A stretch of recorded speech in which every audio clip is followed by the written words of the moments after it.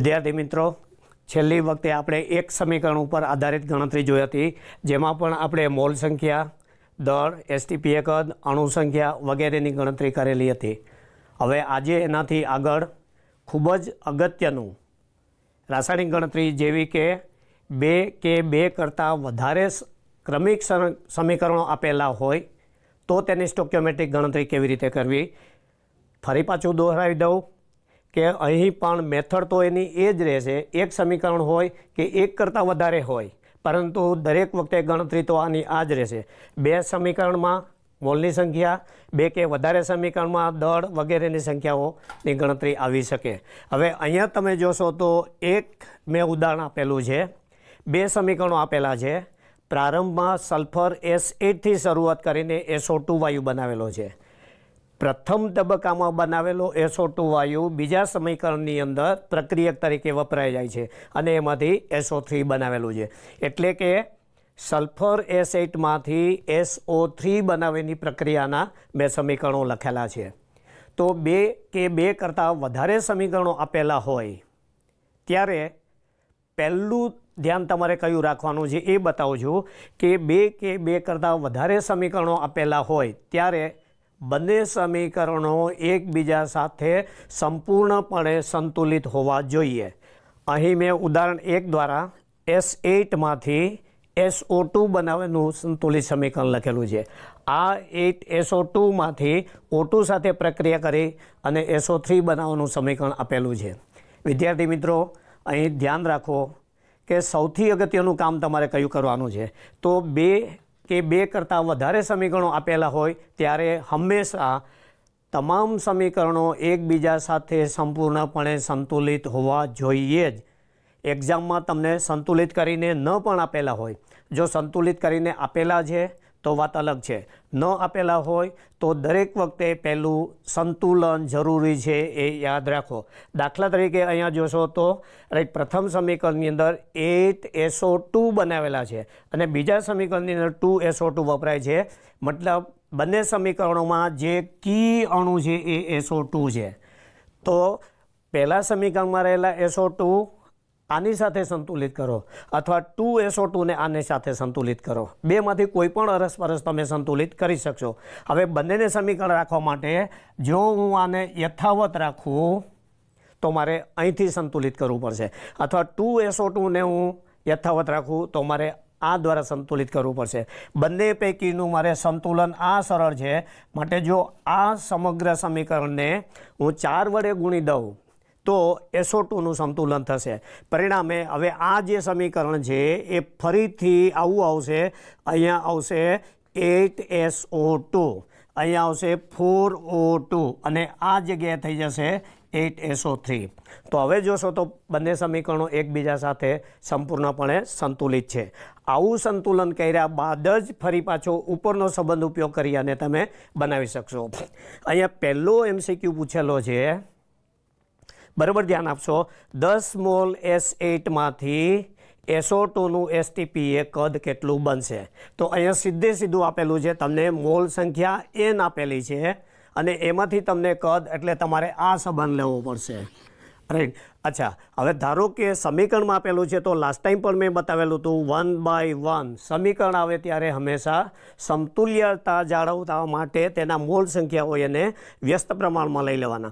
1/1 S8 आवशे is equal to तमारे जे गणतरी पूछेली छे ए SO3 ना संदर्भ में छे अने एना जे मोल छे ए 8 छे माटे 1/1 8 अहींया जे आवशे SO3 नो जथ्थो।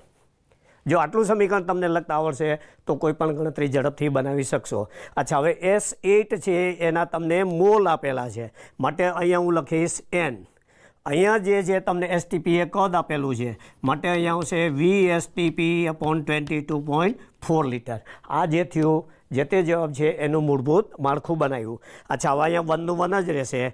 मोल आपेला छे 10 इज इक्वल टू 1/8। अहींया तमे जोशो तो VSTPA शोधवानुं छे अपॉन 22.4 लीटर। આમ આ દાખલ કરેલા મૂલ્યને જો તમે સાદું રૂપ આપશો તો હવે આપણી પાસે V ઇઝ ઇક્વલ ટુ કંઈક આવો જવાબ આવશે. આ જે બંને પદ છે એને સામે લઈ જશું તો અહીંયા આવશે 10 × 8 × 22.4 લીટર. આનો જે જવાબ આવશે એ VSTPA કદ લીટરમાં મળશે. તો આમ જોશો તો બે સમીકરણો એટલે તમને ગણતરી થોડીક મોટી લાગે, હકીકતમાં આટલી સીધી ગણતરી કરી શકાય. તદુપરાંત આ જ પ્રશ્ન માટે બીજો એક પણ MCQ બની શકે. અહીંયા તમે જોઈ શકશો, ખાસ કરીને મેં અલગથી પ્રશ્ન બનાવેલો છે કે આ સમીકરણની અંદર ખાસ કરીને જોશો તો O2 સીધું સમાવેશ નથી. O2 બે જગ્યાએ સમીકરણમાં દાખલ થાય છે. તો ઘણી વખતે પ્રશ્નને થોડો કઠિન બનાવવા માટે right unfocused part of the equation can be asked. Generally S8 focus part છે, SO2 ફોકસ પાર્ટ છે, SO3 ફોકસ પાર્ટ છે, પરંતુ O2 છે એ બે જગ્યાએ આવે છે એટલે જનરલી અનફોકસ પાર્ટ કહેવાય. તો આ સમીકરણમાં જોશો તો SO3 જ્યારે S8માંથી બને છે ત્યારે 8 અને 4 એટલે કુલ 12 મોલ O2 વપરાય છે. હવે અહીંયા પ્રશ્ન પૂછેલો છે 20 મોલ SO3 માટે O2ના જરૂરી મોલ કેટલા? તો આ સમીકરણ તમે હવે જો એનો સરવાળો કરશો તો તમને આ સ્વરૂપે દેખાશે S8 પ્લસ આ 8 ને 4 12, આ સામસામે કેન્સલ થઈ જશે રાઈટ. એટલે આ થશે 12 mall O2 is equal two બનશે 8SO3. તો ફરી પાછું હવે સીધું સમીકરણ ઉપરથી પણ તમે કહી શકશો 8 મોલ O2 માટે 12 જોઈએ તો 20 મોલ માટે કેટલું? એવું જરૂર નથી કે તમે આ સમીકરણ વાપરી શકો. તો આમ લખી શકાય 8 મોલ SO3 માટે રાઈટ 12 મોલ O2ની જરૂર પડે છે. 12 મોલ O2ની જરૂર પડે છે માટે 20 મોલ SO3 માટે 20 મોલ SO3 માટે O2ના મોલ કેટલા? રાઈટ. એટલે આનો જે જવાબ આવશે એ 12 × 20 ડિવાઇડેડ બાય 8. આ જે આવશે એ O2ના મોલ મળી શકશે.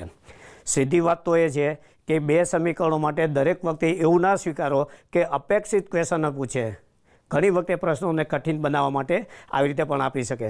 ફરીવાર ઝડપથી બતાવું છું, બે કે બે કરતાં વધારે ક્રમિક સમીકરણો હોય ત્યારે કેવી રીતે તમારે પ્રશ્નોનો જવાબ લખવાનો છે રાઈટ. દરેક વખતે સંબંધ તો તમારે આ જ ઉપયોગ કરવાનો છે, પરંતુ સૌથી અગત્યનું એ છે કે બે કરતાં વધારે સમીકરણો આપેલા હોય ત્યારે બંને સમીકરણો પરસ્પર એકબીજાની સાપેક્ષમાં સંપૂર્ણપણે સંતુલિત હોવા જોઈએ જ. એકબીજાની સાપેક્ષમાં સંપૂર્ણપણે સંતુલિત હોવા જોઈએ જ. અચ્છા, હવે જોશો તો અહીંયા SO2 છે એ કી અણુ છે, ચાવીરૂપ અણુ છે રાઈટ. તો એના આધારે તમે આવી રીતે સંતુલિત કરી શકશો. ઓકે. અચ્છા, હવે બીજું એક ઉદાહરણ લેવા જઈએ તો અહીં જોશો તો ફરીવાર બીજા ઉદાહરણમાં મેં 3 સમીકરણો લીધેલા છે.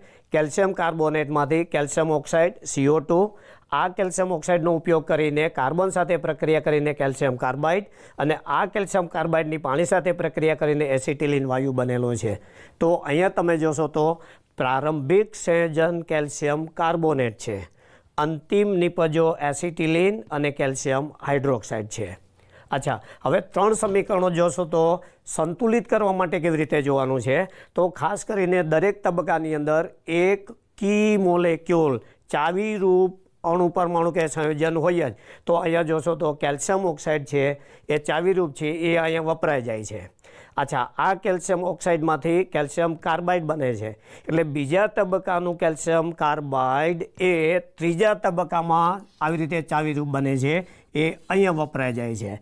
તો જો આવી રીતે તમે જોશો calcium carbonate, calcium oxide, calcium oxide, calcium carbide right, અને પાણી સાથે પ્રક્રિયા કરીને એસિટિલિન, એટલે આખો જે આપણો રૂટ છે એ આવો બનશે આ રીતે. અને અંતિમ નિપજ જો તમને એસિટિલિન પૂછેલી હોય તો પણ આવી શકે, અથવા તો કેલ્શિયમ હાઇડ્રોક્સાઇડ.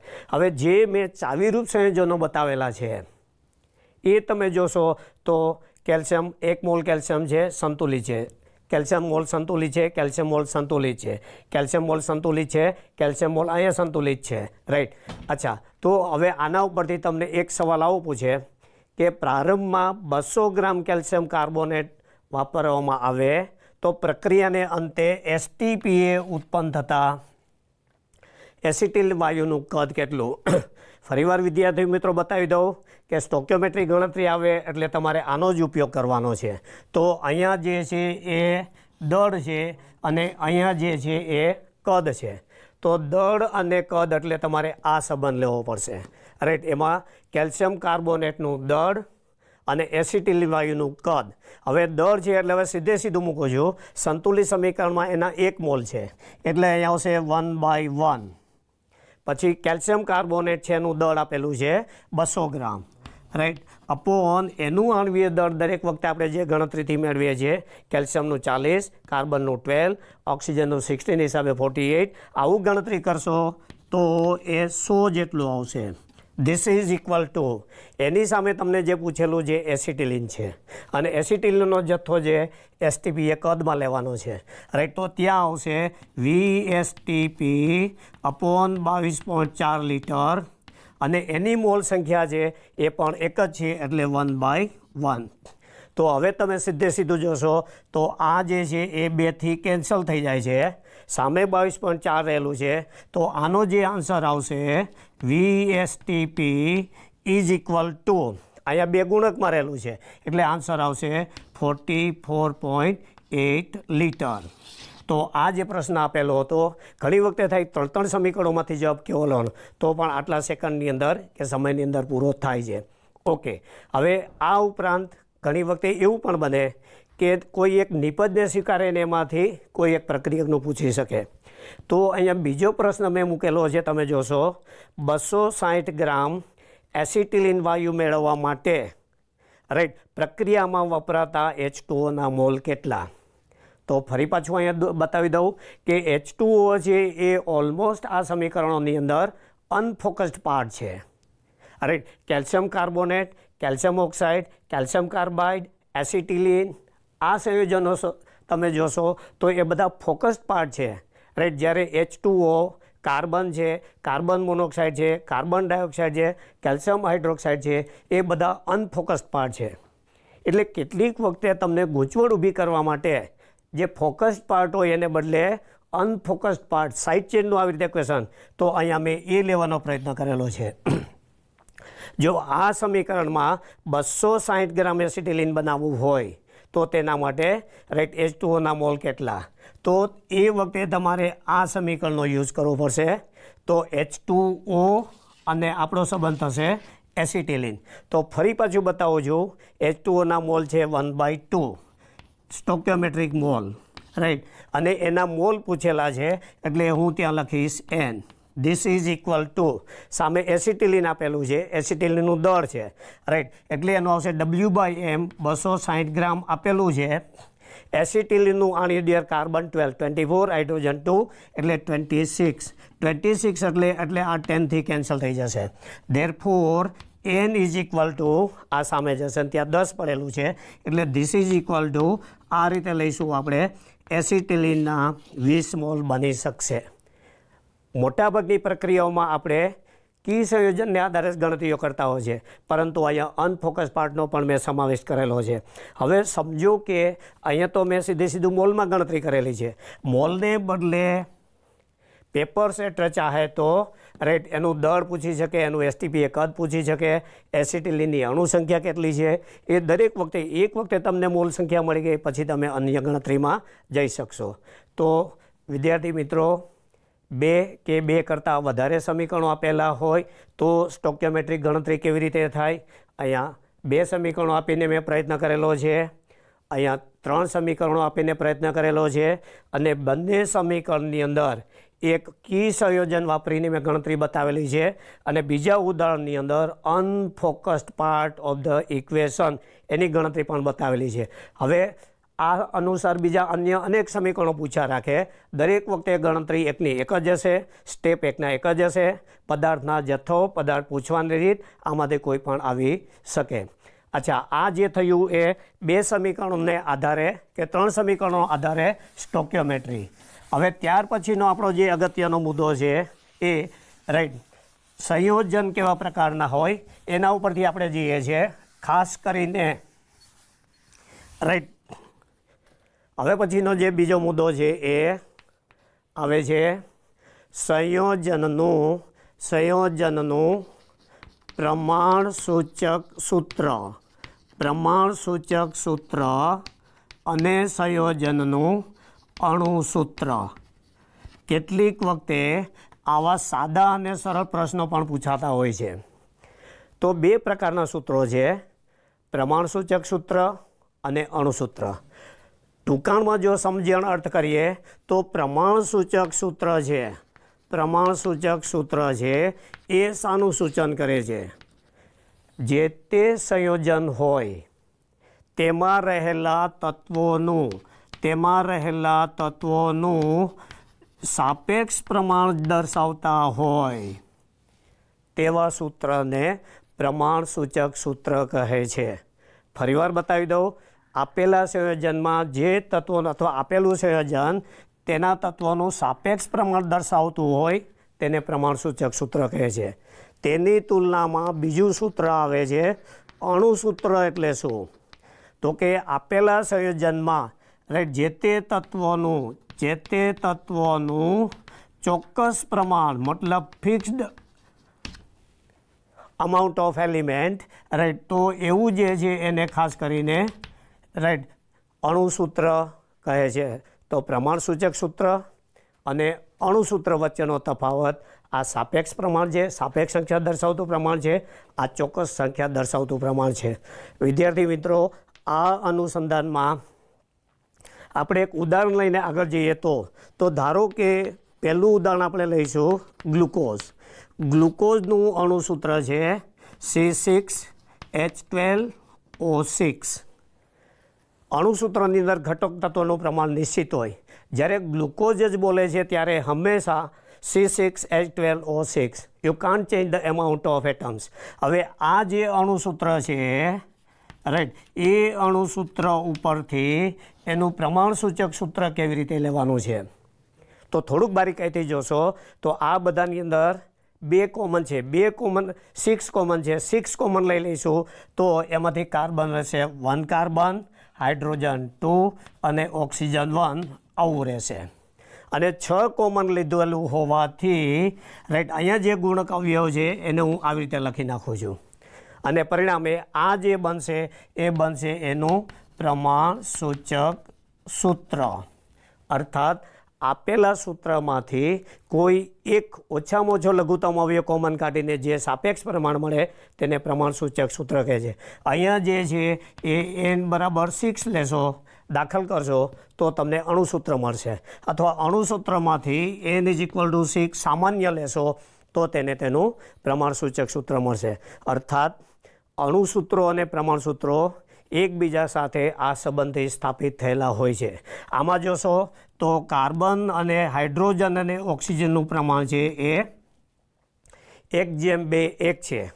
રાઈટ, અહીંયા જોશો તો કુલ પ્રમાણ જે છે આવું છે 6:12:6. એટલે આમાંથી 6 કોમન લીધા એટલે આ સૂત્ર મળી શકે છે. તો આવા પરસ્પર સંબંધ ધરાવતા હોય અને અણુસૂત્રો અને એકબીજાના પ્રમાણસૂત્રો કહી શકાય. હવે અણુસૂત્રો અને પ્રમાણસૂચક સૂત્રોનું મહત્ત્વ કેવું છે બીજું એક ઉદાહરણ લઈએ. દાખલા તરીકે એસેટિક એસિડ અથવા ઇથેનોઇક એસિડ. એસેટિક એસિડ લઈશું તો એનું સૂત્ર છે CH3COOH. હવે જ્યારે આવું આપેલું હોય તો ત્યારે વિદ્યાર્થી મિત્રો તમારે શું કરવાનું છે કે સમાન પ્રકારના પરમાણુ હોય એને ભેગા કરી દેવાના. દાખલા તરીકે અહીંયા કાર્બન છે 2 છે એટલે હું લખીશ C2. હાઇડ્રોજન જોશો તો તમે 3 અને 1 4 છે એટલે હાઇડ્રોજન આઈ વિલ રાઇટ 4. અને ઓક્સિજનના 2 પરમાણુ છે એટલે હું લખીશ O2. તો સમાન પ્રકારના પરમાણુને જો તમે આવી રીતે ભેગા કરી દેશો તો તેમાંથી અણુસૂત્ર છૂટું પાડવું ખૂબ સરળ બની જશે. હવે આ જે સૂત્ર આપણે બનાવ્યું એમાંથી જોશો તો આમાંથી 2 કોમન નીકળશે. 2 કોમન લઈ લઈશું તો એમાંથી બનશે CH2O. એટલે ફરી પાછું અહીંયા બનશે CH2O અને એનો ગુણક ઘટક આવશે N. તો અહીંયા જે N આવે છે N = 2 થશે. તો જો તમારી પાસે આ હોય અને n તમને આપી દઈએ તો એની પ્રતિગામી દિશામાં nનું મૂલ્ય દાખલ કરી અને અણુસૂત્રમાં જઈ શકાય. અહીંયા જે તમને અણુસૂત્ર મળશે પ્રથમ તબક્કે આ મળશે, પછી એમાંથી તમને આવી રીતે સંયોજન પૂછી શકે. The very important part of આ જે પ્રમાણસૂચક સૂત્રો લીધા એનું મહત્ત્વ શું? સામાન્ય રીતે આ જે મુદ્દો હતો એ ઘણો બધો સરળ હતો, ખૂબ જ સહેલો હતો, વિદ્યાર્થી સરળતાથી સમજાઈ શકશે.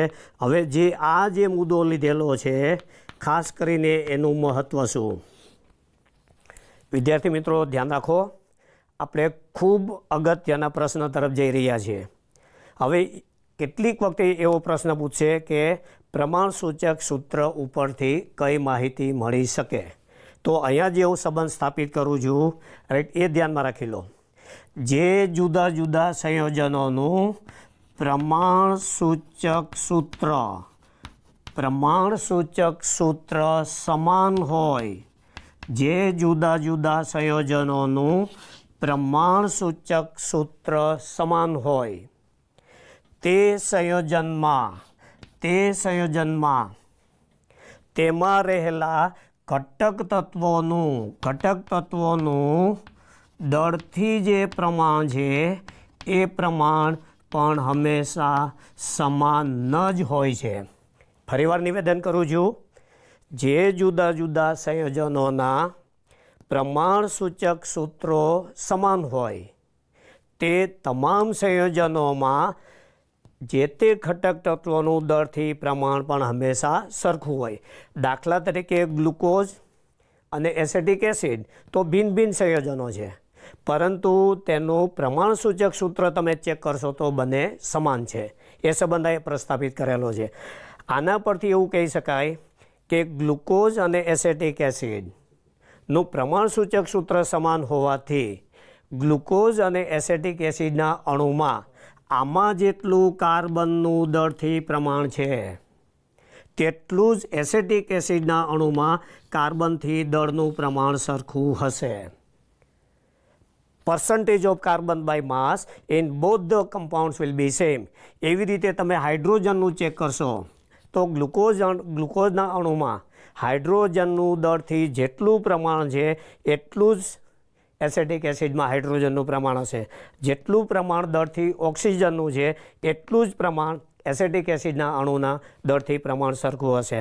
હેન્સ જે જુદા જુદા સંયોજનોના પ્રમાણસૂચક સૂત્રો સમાન હોય તે બધા જ સંયોજનોમાં રાઈટ રહેલા તત્વોનું દળથી પ્રમાણ પણ સરખું હોય છે. તો આ આધારે એમ્સ કે નીટ જેવી સ્પર્ધાત્મક પરીક્ષાની અંદર ઘણો બધો અટપટો સવાલ પૂછેલો હોય છે. દાખલા તરીકે ધારો કે તમને આમ આપી દીધું છે, એક આપેલું છે C6H12O6, બી આપેલું છે CH3COOH, સી આપેલું છે CH3CHO, ડી આપેલું છે H2C2O4. આવા 4 ઓપ્શન આપેલા છે અને એમાંથી તમને એમ પૂછેલું છે કે આ 4 ઓપ્શન પૈકી કયા 2 સંયોજનોમાં રહેલા ઘટક તત્વોનું દળથી પ્રમાણ સરખું હશે.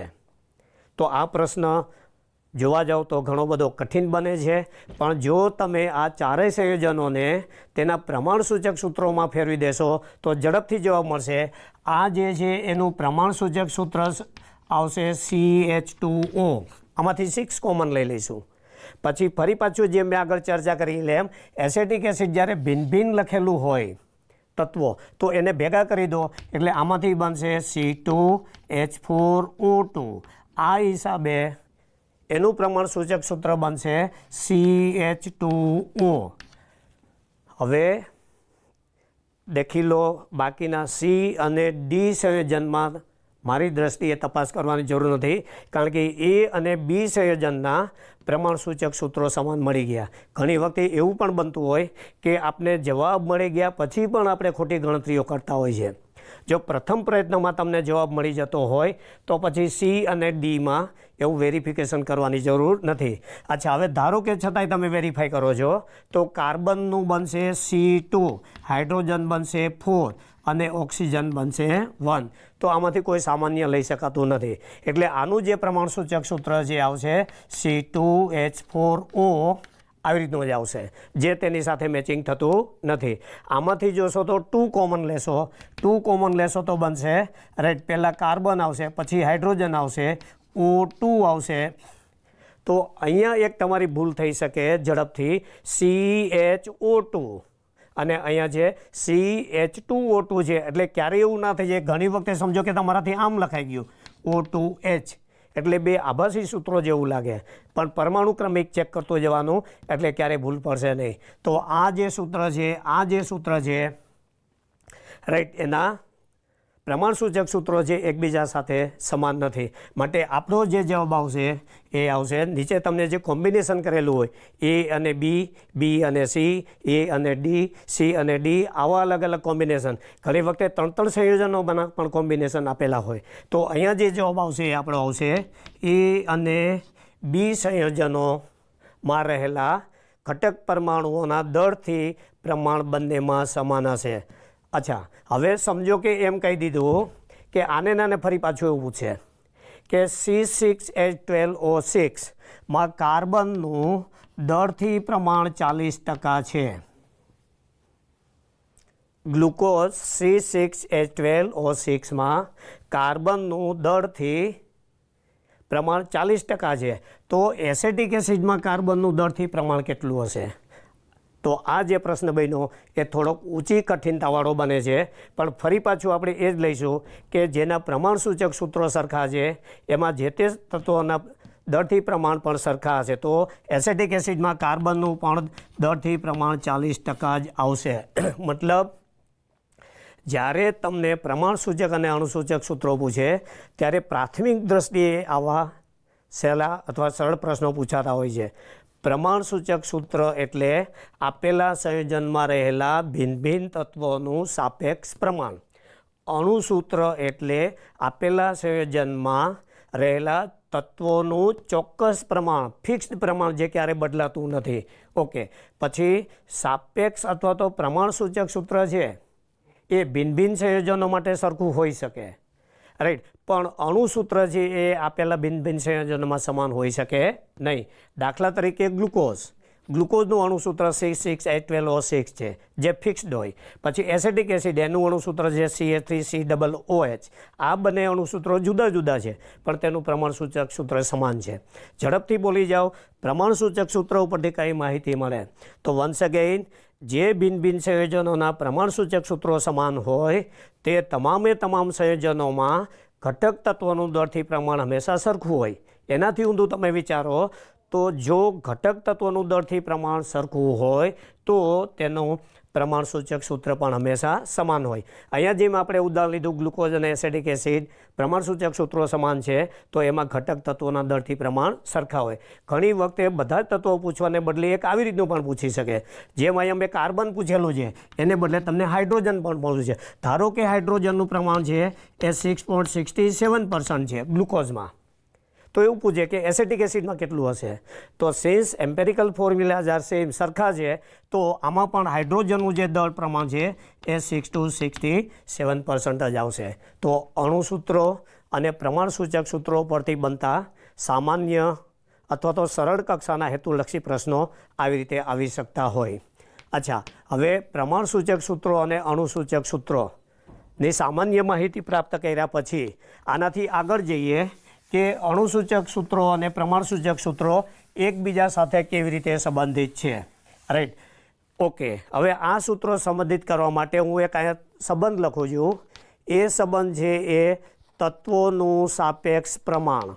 તત્વોનું સાપેક્ષ પ્રમાણ, આ તત્વોના સાપેક્ષ પ્રમાણ ઉપરથી ખાસ કરીને આપણે પ્રમાણસૂચક સૂત્ર તારવી શકીએ.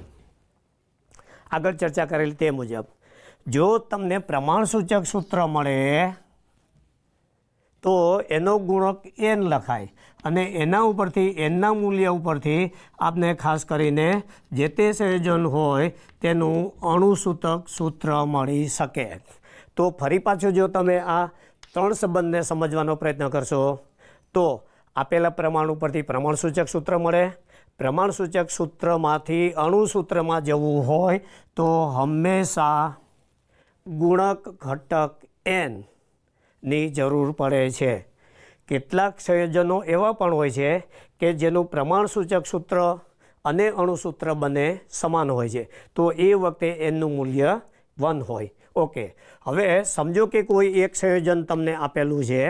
એક ઉદાહરણ આપી અને ઝડપથી બતાવી શકું છું કે ગ્લુકોઝ છે C6H12 રાઈટ, કોઈ એક સંયોજનની અંદર કાર્બનના દળથી 40% છે, હાઇડ્રોજનના રાઈટ 6.6 દળથી આટલા ટકા છે, અને તે ઓક્સિજન ધરાવે છે, પણ ઓક્સિજનનું દળ તમને આપેલું નથી. તો હવે એમ સમજવાનું કે 40 આનું અને 6 આનું છે, તો બાકીનું જે છે એ ઓક્સિજનનું દળ થશે. જો ઓક્સિજનનું દળ આપી દીધું હોય તો તમારે સીધું લેવાનું છે, પરંતુ એવું પૂછેલું છે કે કાર્બન, હાઇડ્રોજન અને ઓક્સિજન તત્વ ધરાવતા સંયોજનમાં કાર્બનનું દળથી 40% પ્રમાણ છે, હાઇડ્રોજનનું 6.6 અથવા થોડુંક આગળ આપેલું 66, અને બાકીનું ઓક્સિજન છે, અથવા ઓક્સિજન ન પણ બતાવે પણ આગળ કહી દીધેલું છે કાર્બન, હાઇડ્રોજન અને ઓક્સિજન તત્વો ધરાવે છે.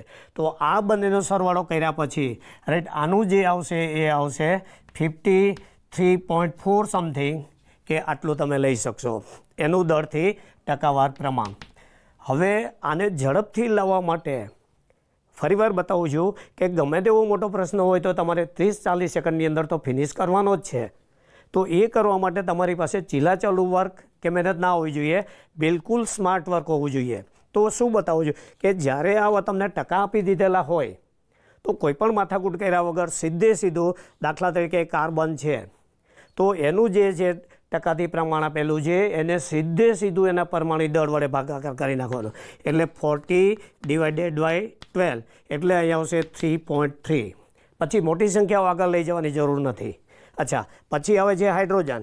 હાઇડ્રોજન ઇઝ ઇક્વલ ટુ 6.6, હાઇડ્રોજનનો પરમાણુ દળ 1. અચ્છા, તો this is equal two it would be 6.66. Once again oxygen તમે લેશો તો એનું દળ આપેલું છે 53.4, ઓક્સિજનનું પરમાણુ દળ આટલું આપેલું છે. તો ફરી પાછું તમે ચેક કરશો તો 3.3 જેવું આવશે. જો તમે આટલું સામાન્ય રીતે કરી શકશો, બીજા ત્રીજા આંકડા ઉપર કોઈ જવાની જરૂર જ નથી. 2 આંકડા ઉપરથી તમને ફટાફટ ખબર પડી જશે. આ લીધા પછી તમારે ઇમિડિયેટલી નજર કરો કે એકબીજાનું સાપેક્ષ પ્રમાણ ખૂબ જ તમે સહેલાઈથી સમજી શકશો. આ 3.3 છે, આ એનું ડબલ છે, આ એના જેટલું જ છે.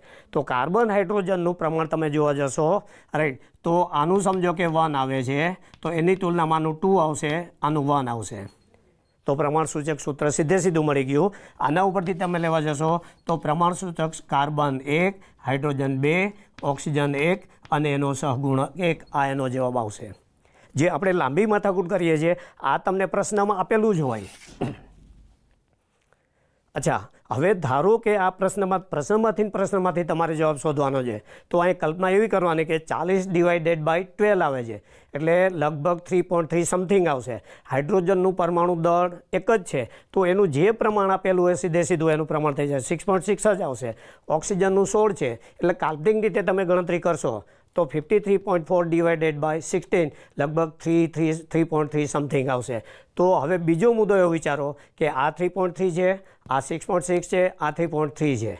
તો આવી ગણતરી ના કરો તોય ચાલે. 3.3, 6.6, 3.3 એટલે સાપેક્ષ પ્રમાણ 1, 2 અને 1 અલ્ટિમેટલી આવું આવી શકશે. આ જે થયો એ ખૂબ જ ટૂંકા સમયનો સવાલ થયો. હવે પ્રમાણસૂચક સૂત્ર તો મળી ગયું. ઘણી વખતે એવું પણ બને કે એમાંથી તમને અણુસૂત્રો ઉપર લઈ જાય. હવે જ્યારે અણુસૂત્રો ઉપર લઈ જાય ત્યારે બીજી second information required is value of n.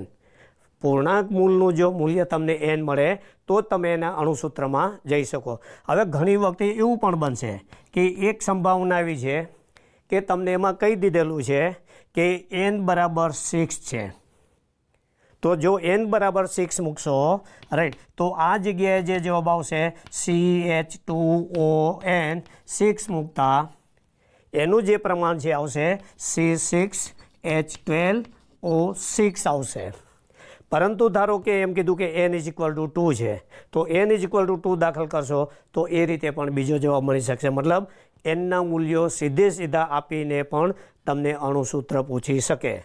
પછી બીજી જે રીત છે એ, અને આટલી બધી રીતોમાં ક્યારેય એવું નહીં સમજવાનું કે બબ્બે અને લાંબી પદ્ધતિના દાખલા આપેલા છે. દરેક વખતે તમારે ફટાફટ સ્માર્ટ વર્ક જ કરવાનું છે. બીજી રીત એ છે કે જેમાં એનનું મૂલ્ય શોધવા માટે n is equal two right આપેલા સંયોજનનું આણ્વીય દળ તમને આપી દીધું હોય, આણ્વીય દળ આપી દીધું, અને પ્રમાણસૂચક સૂત્ર દળ જે છે, પ્રમાણસૂચક સૂત્ર જે દળ છે એનો ગુણોત્તર તમારે લેવાનો છે.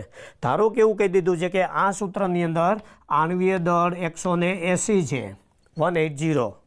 પ્રમાણસૂચક સૂત્ર જે તમને અહીંથી મળશે. એટલે બીજું એક અગત્યનું સ્માર્ટ વર્ક કરવાનું છે. તો પ્રમાણસૂચક સૂત્રને પણ ક્યારે અલગ રીતે ના ગણો.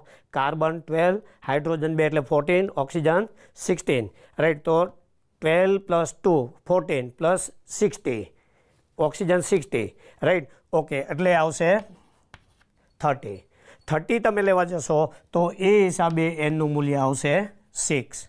તો ડાયરેક્ટલી આપવાને બદલે એક સ્માર્ટ વર્ક તમારી પાસે વધારે માગેલું છે, આવી રીતે આપી શકે. ઓકે, પછી ત્રીજો મુદ્દો જે છે એ વર્સ્ટ કમ ટુ વર્સ્ટ, એને ખૂબ જ ઊંચી કઠિનતાવાળો પ્રશ્ન પૂછવો છે. તો કેવી રીતે આપી શકે? અરે તો કે પ્રમાણસૂચક સૂત્ર દળ તો તમને અહીંથી મળે છે, અણુસૂત્ર દળ ડાયરેક્ટલી આપવાને બદલે જેમ મેં અહીં આપી દીધું છે એને બદલે ઘણી વખતે તમને અપરોક્ષ રીતે આપશે. એવું કહે છે કે આ સંયોજનની બાષ્પ ઘનતા બરાબર 90 છે. તો ફરી પાછું એક કઠિનતાનું મૂલ્ય વધી જશે. હવે બાષ્પ ઘનતા જે એને આણ્વીય દળમાં ફેરવવાનું છે, તો એના માટેનો જે સંબંધ છે, રાઈટ, એ સંયોજનનું આણ્વીય દળ ઇઝ ઇક્વલ ટુ 2 * જે તે સંયોજન છે એની બાષ્પ ઘનતા.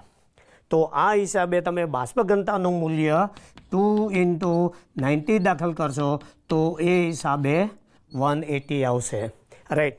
અચ્છા, તો ફરી પાછું 180 આ પદ મૂકો, એ હિસાબે 6 આવે. 6 એ મૂલ્ય દાખલ કરો તો આવી રીતે ગ્લુકોઝનું અણુસૂત્ર મળી શકે. વિદ્યાર્થી મિત્રો, ફરીવાર એકવાર આ પદ્ધતિ ઝડપથી સમજાવી દઉં કે પદ્ધતિ લાંબી તમને લાગશે. હકીકતમાં તમે વિચારશો તો તમારે 2 જ સ્માર્ટ વર્ક કરવાના છે. એક તમને આ આપી દીધું છે, બીજી વસ્તુ હવે આપી દીધું છે એને ઝડપથી સાપેક્ષ પ્રમાણમાં કેવી રીતે ફેરવું. તો nothing extra is to be done. જે આપેલું છે એને જે તે તત્વના પરમાણુ દળથી ફટાફટ ગુણાકાર કરી દો. દાખલા કે કાર્બન છે તો 40, એનું પરમાણુ દળ 12 છે, તો 12 થી ડિવાઈડ કરશો એટલે લાંબુ વિચારવાનું, રાઈટ, 3.3 આવશે.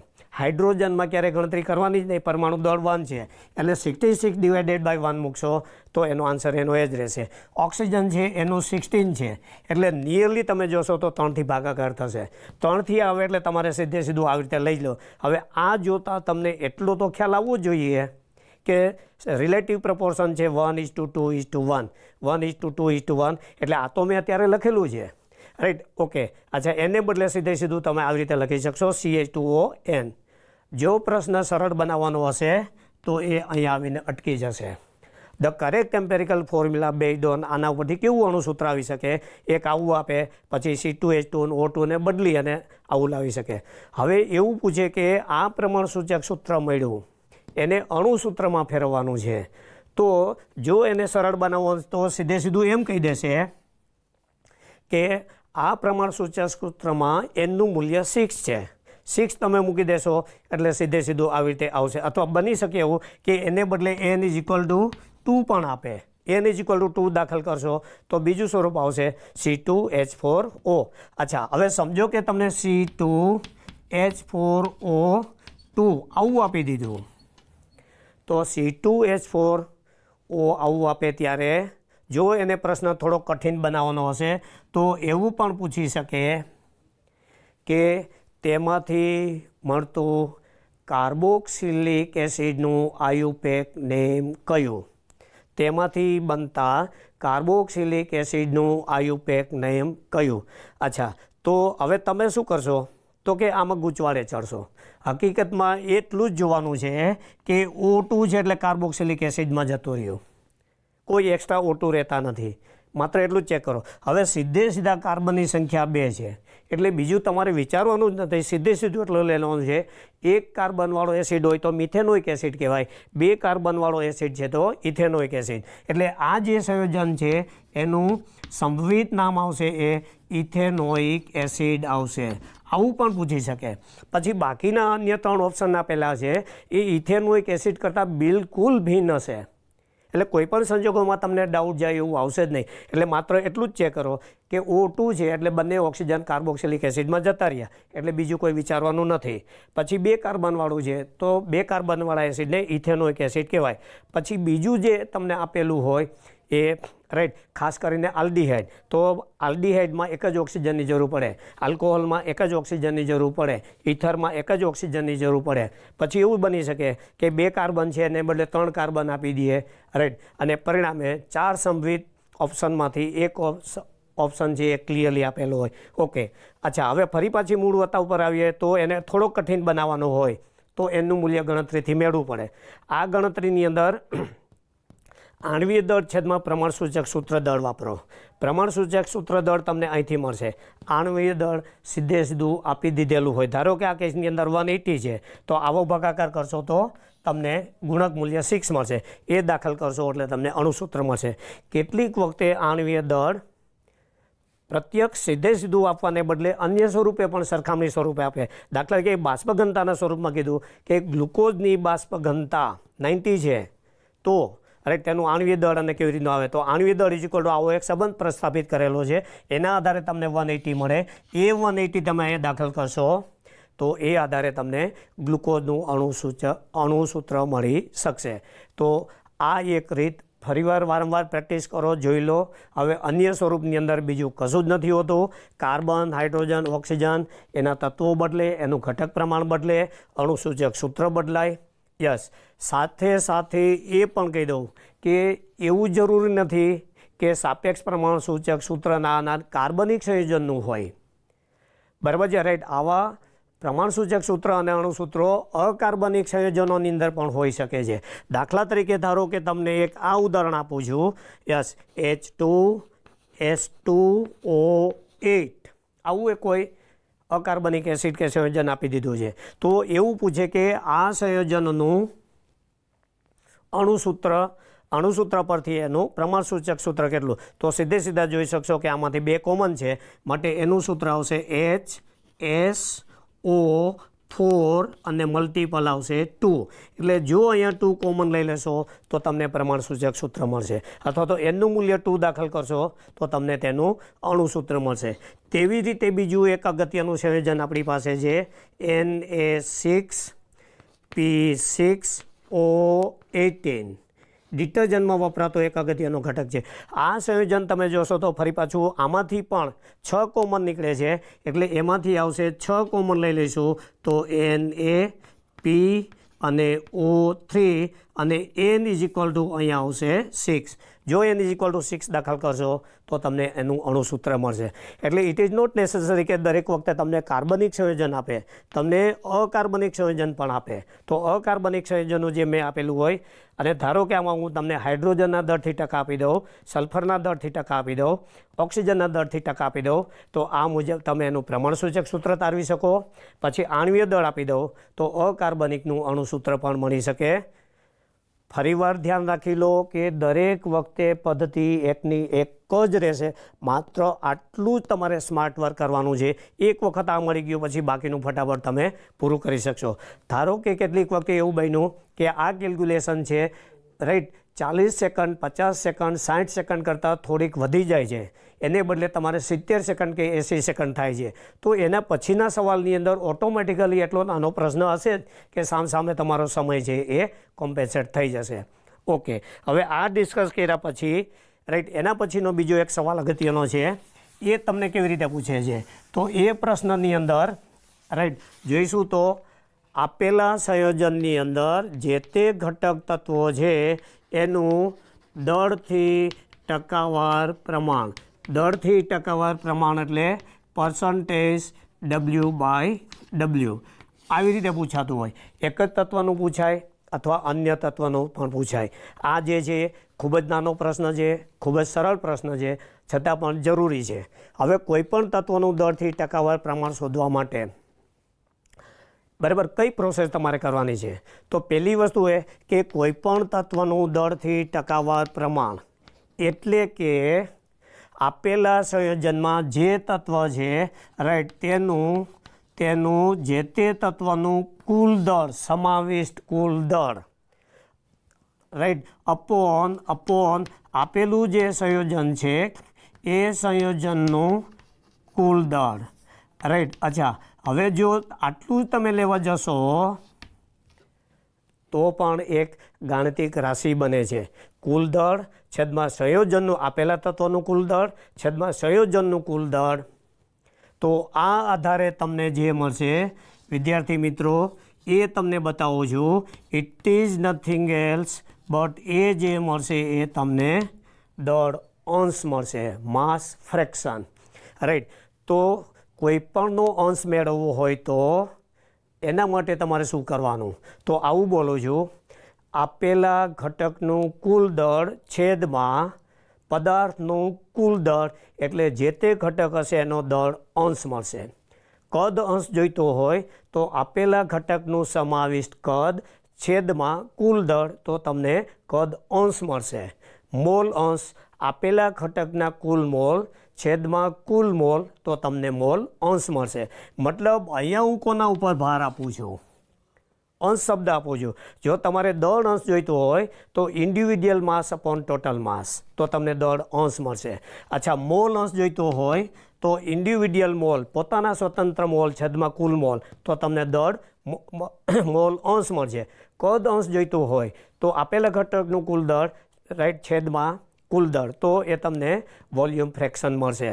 અચ્છા, હવે બીજો પ્રશ્ન કે જ્યારે આવો અંશ હોય એ અંશને જ્યારે તમે 100 વડે ગુણાકાર કરો છો તો it gates converted into percentage એટલે અહીંયા આવશે ઇન્ટુ 100. જ્યારે તમે આવું કરો છો ત્યારે તમને જે તે દળ અંશ હતો હવે એને બદલે બની જશે દળથી ટકાવારી. જો 100 નથી તો માત્ર દળ અંશ જ છે એટલે એની ફ્રેક્શન ઇઝ મલ્ટીપ્લાઇડ બાય 100, એની fraction is multiplied by 100 you will get its proportion in percentage. એટલે અહીંયા જ્યારે હું 100 લખીશ તો જે દળ અંશ હતો એ હવે દળથી ટકાવારીમાં ફેરવાઈ ગયો. એટલે અહીંયા બે સંવિત આવી રીતે, એવું નહીં કે ટકાવારી માત્ર દળ અંશ પણ પૂછે છે. હવે આ સમજવા માટે એક આપણે અગત્યનું ઉદાહરણ લઈએ. અચ્છા, ત્રીજી વસ્તુ અહીંયા એ પણ બતાવી દઉં કે ઘણી વખતે આપણી પાસે એવી ગાણિતિક માહિતી હોતી નથી. દળ અંશ એટલે સમજો કે હું એને એક્સ તરીકે લઉં છું તો એક્સનું સંભવિત મૂલ્ય ગાણિતિક રીતે કેટલું હોય તો એક્સ જે છે એ હંમેશા આપેલા સંયોજનમાં 1 કરતાં ઓછું હોય. The fraction is always less than 1 and right it is always greater than 1. તો it's values lies between 0 and 1. 0 કરતાં વધારે હોય અથવા તો 1 કરતાં ઓછું હોય. અચ્છા, આ જે છે એ હંમેશા અપૂર્ણાંક સંખ્યા જ હશે એ ધ્યાન રાખી લો, કારણ કે 0 કરતાં વધારે છે ને 1 કરતાં ઓછી છે. ઓકે, પછી ત્રીજી વસ્તુ એ પણ ધ્યાનમાં રાખી લો, જ્યારે મોલ અંશની વાત નીકળેલી છે ત્યારે જેટલા ઘટકો હોય એ બધા જ ઘટકોના અંશનો સરવાળો કરો. દાખલા તરીકે ધારો કે 1નો મેં લીધો અંશ x1 આવે છે, બીજો જે છે મોલ અંશ કે દળ અંશ એનો x2 આવે છે, ત્રીજો જે છે x3 આવે છે. આવી રીતે તમે કેટલા બધા લેશો તો એ બધાનો સરવાળો હંમેશા 1 જ થાય છે. મતલબ the sum of fractions of all constituent is always 1. હવે સમજો કે ધારો કે તમને 2 જ ઘટક આપેલા છે તો કોઈ એક ઘટકનો અંશ આપી દો તો બીજા ઘટકનો અંશ મળી શકે. એટલે કે x2 is equal two 1 - x1 અથવા x1 is equal two 1 - x2. તો આ જે હતી એ મોલ અંશની મેં એક થોડીક ગાણિતિક માહિતી આપી. ઓકે, હવે આપણે જે જવાનું છે એ તત્વનું ટકાવાર પ્રમાણ. દાખલા તરીકે ધારો કે યુરિયામાં ઉદાહરણ લઈએ તો યુરિયાનું અણુસૂત્ર છે ઇટ ઇઝ NH2CO NH2. એક્ઝામની અંદર યુ ડોન્ટ એક્સપેક્ટ કે યુ વિલ બી ગો, હંમેશા તમને અણુસૂત્ર આપેલું છે. કેટલીક વખતે માત્ર નામ પણ આપેલું હોય તો જાણીતા પદાર્થોનું નામ પણ યાદ રાખવાનું. ઓકે, યુરિયાને આ સ્વરૂપે લખતા H2, H4, C અને O બનશે. તો આ હિસાબે જોવા જઈશું તો નાઇટ્રોજનનું પ્રમાણ 14 છે એટલે થશે 28 ગ્રામ, પ્લસ હાઇડ્રોજનનું 4, પ્લસ કાર્બનનું 12, પ્લસ ઓક્સિજનનું 16 ઇઝ ઇક્વલ ટુ કુલ આણ્વીય દળ થશે 16. હવે ધારો કે નાઇટ્રોજનના દળથી ટકાવારી પૂછેલી છે તો ધીસ ઇઝ ઇક્વલ ટુ નાઇટ્રોજનનું સમાવિષ્ટ દળ 28 છે, એનું કુલ દળ છે 60 ઇઝ ઇક્વલ ઇન્ટુ 100 કરશો તો આ કેન્સલ થઈ જશે. અને જો તમે આનો ગુણાકાર કરશો તો approximately it will come to 46.6. તો આ જે થયું એ દળથી ટકાવારી થઈ. પણ એવું પૂછે કે નાઇટ્રોજનનો દળ અંશ કેટલો, તો આમાંથી 100 હટાવી દેશો એટલે બનશે 0.466. એ નો દળથી અંશ બને એટલે દરેક વખતે બે પ્રશ્નો સંભવિત હોય છે. તેવી જ રીતે ધારો કે તમને હાઇડ્રોજનથી દળથી ટકાવારી પૂછે તો હાઇડ્રોજનનું સમાવિષ્ટ દળ છે એ 4 છે, 4 ડિવાઇડેડ બાય 60 ઇન્ટુ 100 એટલે આ જે છે કેન્સલ થશે 15થી. This is equal to 6.67 something આવશે. તો આ જે થયું એનું દળથી ટકાવારી, એનો અંશ પૂછે તો 0.0667 આવી રીતનો થશે. મતલબ એને 100થી ડિવાઈડ કરવાનું છે. એવી રીતે દાખલા તરીકે ધારો કે કાર્બનનું દળથી ટકાવારી પૂછી તો કાર્બનનું તમે 12 દાખલ કરશો તો 12/60 ઇન્ટુ 100, આ 5થી કેન્સલ થઈ જશે એટલે અહીંયા આવશે 20. ધીસ ઇઝ ઇક્વલ ટુ 20 આવશે. એવી રીતે ઓક્સિજનનું ટકાવારી દળથી ટકાવારી તો ઘણી વખતે હું એવું કહું છું કે આ 3 સરવાળો કરી અને એને 100માંથી બાદ કરી દેશો તો પણ મળશે. ઓક્સિજનનું જે પ્રમાણ છે એ 16, ઓક્સિજનનું જે પ્રમાણ છે એ 16 છે, આ 60 છે ઇન્ટુ 100 રાઈટ, આ આવશો તો પણ ઓક્સિજનનું તમને દળથી ટકાવાર પ્રમાણ મળશે. તો આમ કોઈ એક સંયોજનમાં માત્ર એકનું પણ પૂછે. અહીંયા તમને નાઇટ્રોજનનું પૂછેલું છે એટલે તમે માત્ર એક નાઇટ્રોજન ગણીને જવાબ લખશો અને એનો એક ઓપ્શન પણ આપેલો હોય, પણ જો સમાન તત્વોને ભેગા કરી દેશો તો ક્યારેય ભૂલ પડશે નહીં. એવી રીતે તમને હાઇડ્રોજનનું જોશો, તમે આ જ હાઇડ્રોજન ગણતરી કરશો, આ લક્ષમાં નહીં લ્યો તો બધા ભેગા કરી દેશો. ઓકે, આના પછીના એપિસોડની અંદર રાઈટ તત્વ યોગમિતિની ગણતરી ઉપર આગળ જઈશું. આભાર.